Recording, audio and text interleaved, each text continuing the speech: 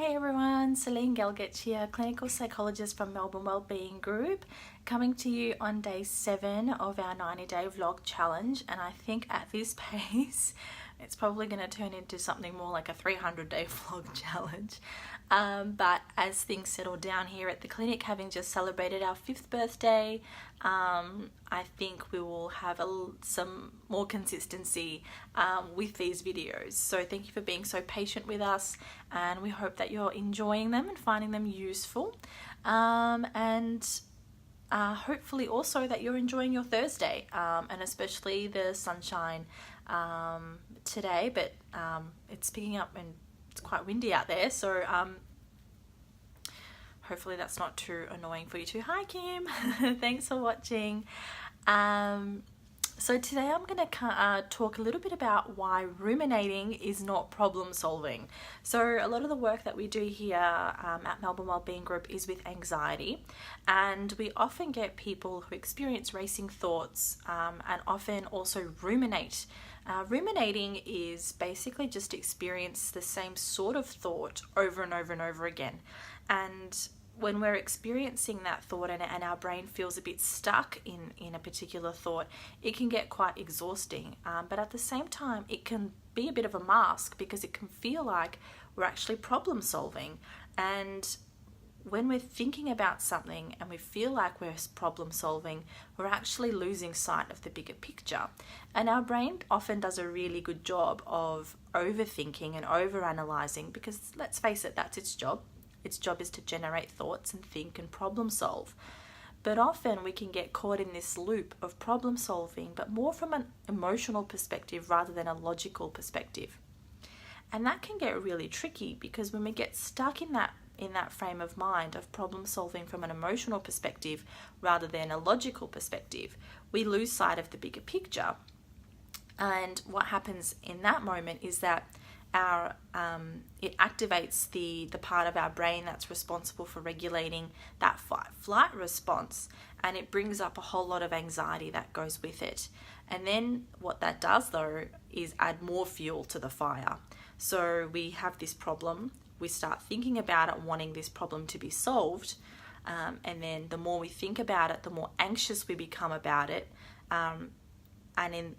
what happens then is we become more fixated and focused and stuck, and that's not ideal. And so it feels like we're in a bit of quicksand, really. And when we're in that quicksand, you want to try and get out of it, but the thing to do, like being in quicksand, is to actually stop moving. And when we stop moving or try to slow our thoughts down, in this example, what we realize is we get more perspective. Our anxiety starts to come right down, and we can get clarity because that part of our brain that's responsible for regulating that fight-flight response, or for regulating anxiety and other emotions, actually interferes or compromises our ability to think logically. So if we're able to bring our anxiety down and keep that in check, we're then able to think a lot more clearly and to gain perspective. And that's when we can truly be problem solving rather than ruminating. Ruminating is one of those tricky things because it can create a lot of difficulties for people. And like I said before, people can really get stuck. So how do we gain perspective? How do we slow anxiety down? And how do we, stop moving, almost like we are in quicksand, so we're not sinking any deeper into those thoughts? There are loads of different things that we can do to help with this, and some of them we've talked about in previous videos. So the video that talks about what to do when your mind starts to race, which is using the diaphragm breathing, so really slowing your breathing down, because what that does is it sends a neurological or neurochemical message straight back to that part of our brain that controls anxiety and that fight-flight response to say, slow down. And so when we're slowing down, that's when we really get that perspective. Something else that you might be able to do is just jot some of those thoughts down on paper or talk them out loud with somebody. And when you do that, what happens is sometimes when you say it out loud, you're like, oh, actually, now that I'm saying this out loud, that doesn't make sense, or I'm gaining perspective on this now. And sometimes when we write them down, we start to realize that, hey, I'm actually having the same sort of thought, but in a different form, but really they're about the same thing. So some of these techniques might be helpful, and give them a go for yourself and see if they help. For some people though, ruminating can be a very real, not that it's not a real issue, but it can be an even more of a serious issue. And then it starts to impact on people's moods. So it can also create feelings of really intense low mood and depression, as well as anxiety. And then things get really tricky and complicated. Sometimes they're in response to really intense situations and circumstances that are going on. For example, you might be struggling at work with something, and that might be causing you to really think about and wanting to problem solve that issue, and that can feel really really problematic because you might feel stuck. You might be having some difficulties in a relationship, you might be going through some other issues, and again it makes you feel really stuck. And so sometimes it's not just about slowing your body down and talking it out with someone.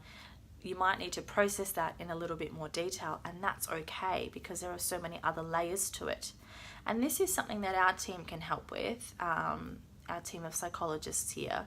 So have a go at using some of those tools for your own self to see if they kind of take the edge off a little bit and provide a little bit of a difference. But if you feel like it's a little bit more complex and you're needing a little bit more support around that and some other tools that might also be helpful, then don't hesitate to give us a call and to reach out for support.